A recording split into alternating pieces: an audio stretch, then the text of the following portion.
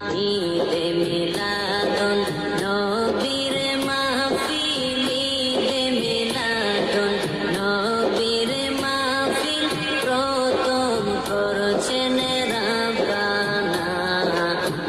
ঈমানদারগণ জুলুস করো না, ঈমানদারগণ জুলুস করো না।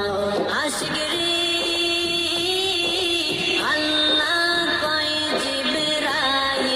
শোনো না, আশগরি আল্লাহ কই জিবরাইল শোনো না। তুমি আসমান সাজাও